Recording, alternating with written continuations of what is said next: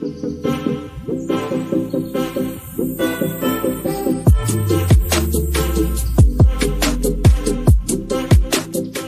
ora everyone, my name's Zach, I love rugby, welcome back to Hakatime Rugby. So there it is guys, 26 points to 10 to the Springboks. They take the first match of 2022 Rugby Championship, and after watching both games guys, the Rugby Championship is alive and well. I really enjoyed both matches, and this match in particular was a real interesting chess battle, I would describe it as. So the Springboks were dominant throughout, and were able to win a lot of these little battles throughout the game. So they were dominant in the air. Obviously, the high ball being, a real weapon for them and competing against the high ball. So they were able to dominate in that area.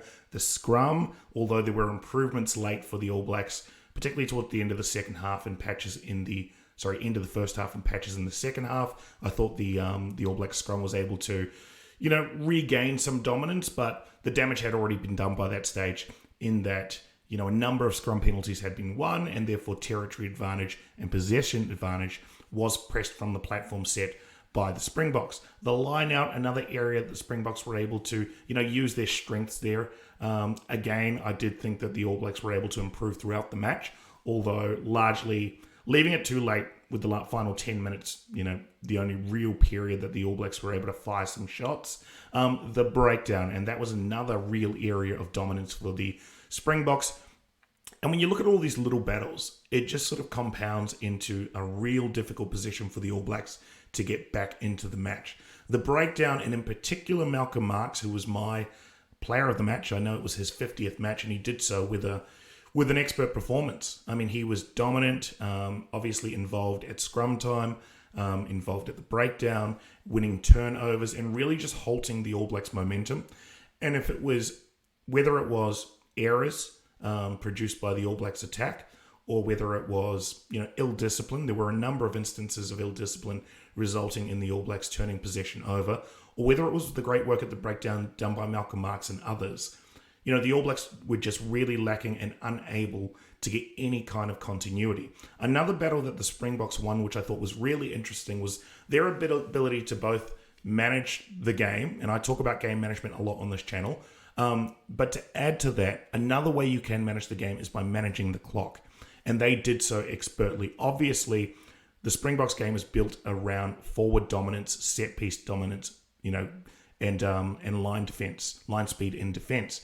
And a big part of that is ensuring that, the bigger guys remain fresh. So there were a lot of stoppages in the game, and the Springboks were able to manage the clock just by ensuring that their players got adequate rest for the next major phase of the game. And a lot of people will be disappointed in that, and I've seen comments around, there's a preference towards open running rugby, but this is a part of the game, right? Set pieces is a huge part of the game, and the breakdown, another huge part of the game. So if you're able to work within your own style, strategy, and DNA, which is another great strength of the Springboks, they're able to weather the storm, they're able to manage the clock, manage territory and possession, as I mentioned, and therefore just continue to build scoreboard pressure. And that was another one of those little battles that the Springboks won throughout the game, I thought, is their ability to just continue to pile on points, add to their tally, and build scoreboard pressure against the All Blacks. It meant there was far too much to do in the last 20 minutes,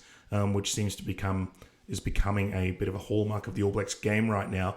And the Springboks ultimately too good at managing all of those little areas. So huge congratulations to the Springboks and to South African supporters. That was a really good game. It just seemed like more of a chess match that the Springboks were playing, as opposed to the All Blacks, a bit one-dimensional and almost looking like they were playing checkers out there in that match. Okay, I'd like to touch on another few moments in the game, guys. I want to start with the crowd and the electric atmosphere that was out there. It's been a couple of years since the All Blacks have been back in South Africa, and to see that crowd really up for it was just a great indicator of the occasion. The All Blacks are back in town. It's been a few years, traditional old rivalry. It was clear that the fans were really excited about it, and so much so that they were able to drown out the haka, and you really couldn't hear the haka and the words that were being spoken in many areas of the haka. So that just showed that it was I won't use the word hostile, but it was just a crowd that was really up for that occasion, and that was fantastic to see. We probably need to touch on the Faf de Klerk incident early in the match. I mean, to go down like that in the first minute, obviously catching a stray knee or hip from Caleb Clark was really unfortunate for him. And a long stoppage in play there, unfortunately, but it was great to see him up on his feet. And I think the biggest cheer from the crowd during the whole game was when they saw Faf de Klerk back on the bench, waving to the crowd and showing that he was fine. So, a number of injuries in this game. It was good to see him come through and not be, no kind of long-term issues by the looks of it. I also want to touch on the performance of Angus Gardner. I thought that was one of the better refereeing performances that I've seen in a very, very long time. He had fantastic control of the game and really made it a point to emphasize moments that required him to take control, which we've seen a number of times refs have kind of let play flow, and therefore it's resulted in the games kind of deteriorating over time. In this one, though, there were two moments that really stood out for me, which showed how much in control Angus Gardner was. The first is at scrum time. There's a real, referees right now are very quick to block any infringements in the scrum. But what I liked was that Angus Gardner let it play out to its logical conclusion rather than resetting scrums continually. It's a bit of a blight on the game at the moment that the game is really slowing down because of stoppages in play. So where there are opportunities to let the play flow, rather than to blow up and cause, scrum resets, I think it's a benefit to the game.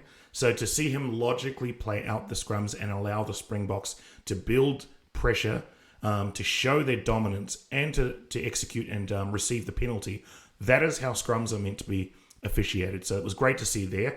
The other was when Beauden Barrett came out of the line to attempt an intercept.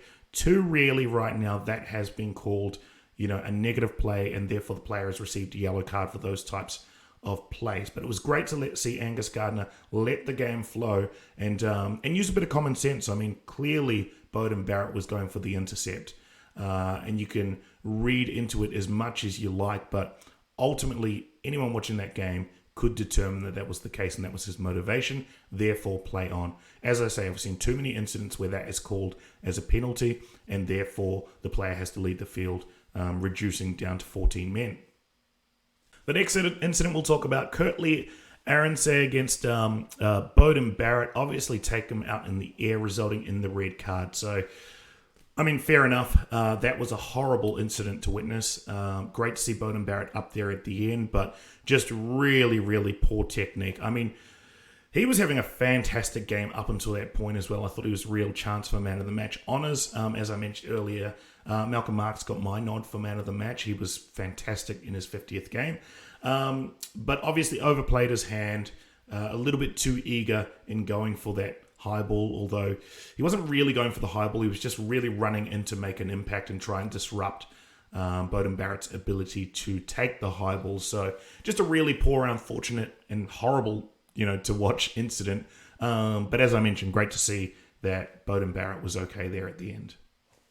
And the final question is really back to Ian Foster and the All Blacks. Where to from here? So South Africa have shown their hand. Obviously, they've executed what they are very, very good at to the highest level, and were able to shut the All Blacks out of the match. What's really interesting next is where Ian Foster goes to from here. So he was under pressure coming into this match. That pressure is only building on both him and Sam Cane, and it's going to be fascinating to see what they deal up in the next Test match, because this, to me, it's judgment day for Ian Foster.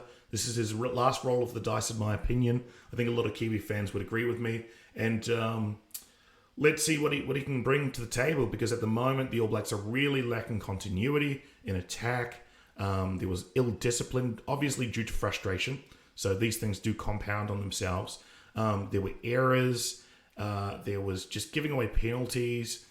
It was just a really poor performance from the All Blacks. And I don't think they're far off. I think with the right game plan, they can actually be quite effective. But right now, it doesn't seem that Ian Foster is able to unlock that for the All Blacks. So this is it. As I mentioned, going into the next game, it is judgment day for Ian Foster. And let's see what he can bring up. But I do want to focus on the fact that the Rugby Championship is alive and well, guys. I really enjoyed both matches. This one, obviously, showing a bit of a chess match between, the forward-dominated play and high ball play of the Springboks. the All Blacks trying to build back in and use some of their X factor, but unable to do so. So that was a real chess match, I thought, which was really interesting. And then watching the Wallabies up against Argentina, the forwards were just going at each other, and it was fantastic to watch. And there was some great tries scored in that game. So the Rugby Championship is alive and well. Week 1 done. I'm looking forward to week 2.